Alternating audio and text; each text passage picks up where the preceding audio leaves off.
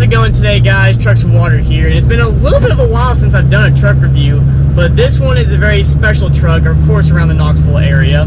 It's a 2005 Ford F-250 King Ranch Edition, leveled on 22x12 American Force track SC8s on open country tires, driven by Copperhead, which is a full Instagram name is going to be pulling up right now, of course, so make sure you go out and follow him. This truck is not your normal grandfather 6.0. It's not the normal one you see at the shop constantly. He's done a lot of work to it. Just the engine alone, it's bored 30 over, so technically it's a 6.3 liter.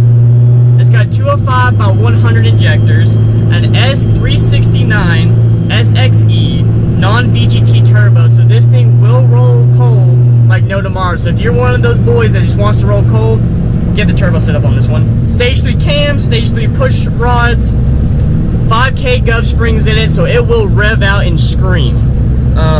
Water meth injection, full fuel system in the truck so it can handle all the new mods done to it, hot shot ping rods, and a factory crank. It's got 196,000 miles on it, which you would never know. That being said though, the motor has 12,000 on it because this thing has been out of the truck and fully gone through. On the dyno, it made 811 horsepower to the tires. So it's right up there with the truck review I did with Jordan's truck. If you remember his 12-valve Cummins that made 800 horsepower. The difference in his truck and this truck is just the drivability of it. The way that this is more electronic, it's more, you got the tuners and you got all that stuff where you can change the power level.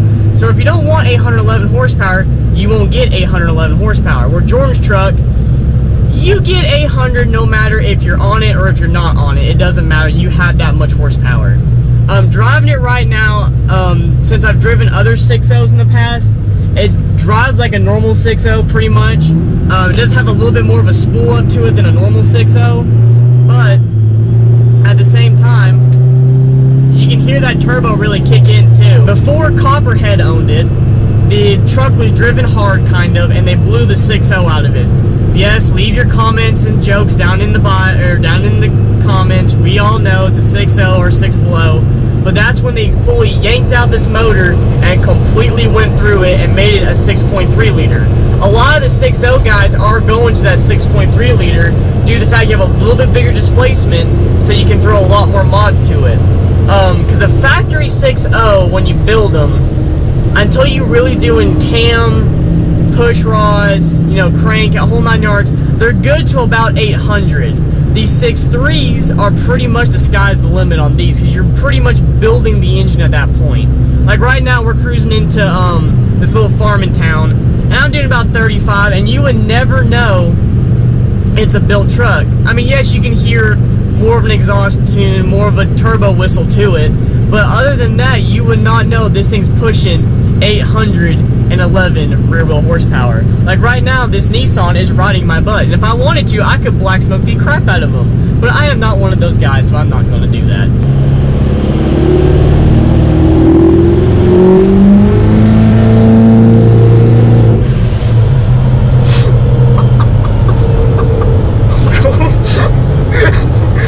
As you can see though from my facial reactions, it does take a little bit of time to spool, but once this thing spools, it will run. And what we were talking about beforehand, it's deceiving because you don't realize how fast you're going until you look down the speedometer. Like, I don't know how fast I was going, so I just braked right then, and it was about 50, 55, 60 miles an hour, and I was not on it at all, maybe half throttle.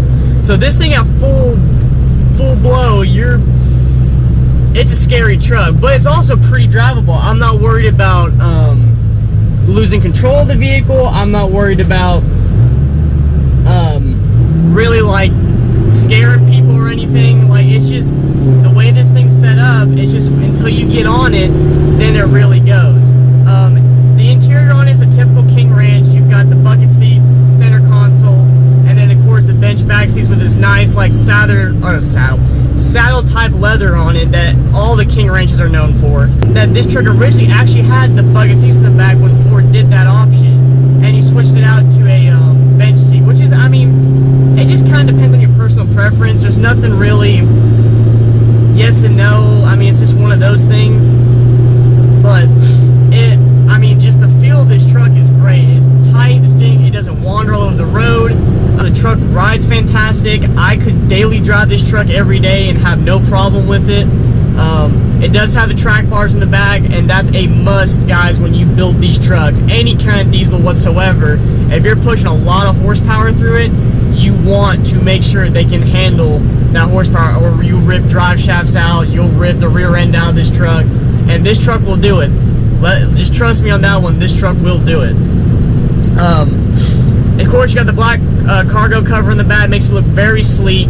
This paint is like the copper tone, and I'm not gonna say it's a rare paint, but you don't see that many of them, and especially in this good of condition. A lot of these 6.0s are plagued with the typical paint peeling issues and stuff like that, and this one, for like 9 out of 10, it pretty much handles everything. There's nothing, or the paint is pretty much in good shape. Of course, you have your typical rock chips, your dings and dents and all that stuff, and yeah, it drives great, runs great, it doesn't do anything weird. I love the 6.0s. Everyone gives the 6.0 crap, and off the factory in some year models, yeah, they are not that great of an engine, but if you build them right, treat them right, they'll last you just as long as a 12 valve or a 24 valve or certain Duramaxes and stuff like that.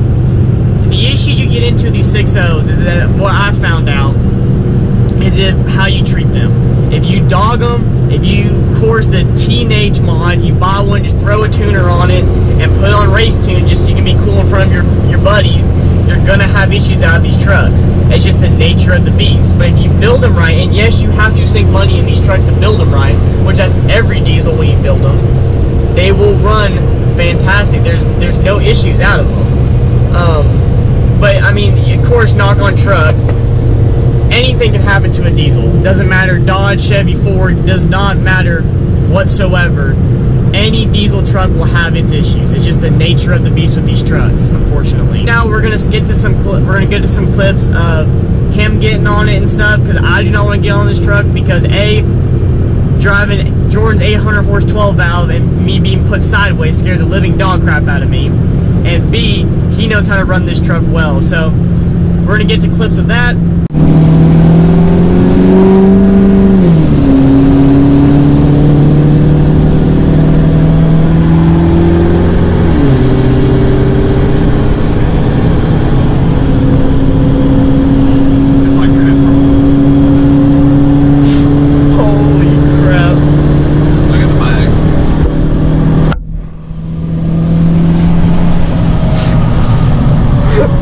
Thank you all so much for watching this video. If you liked the video, leave a like. Make sure you follow Copperhead on Instagram. It was pulled up in the beginning of this video, and down in the description will be his Instagram tag, so make sure you follow him. I want to thank him so much for coming out, letting me review and drive the truck. I very much appreciate it.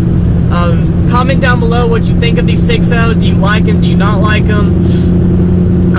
So thank you all so much for that. If you like the video, of course, leave a like. If you're new to the channel, join the Trucks and Water family, subscribe, please. All of you, have a great day, and remember, never give up on your dreams.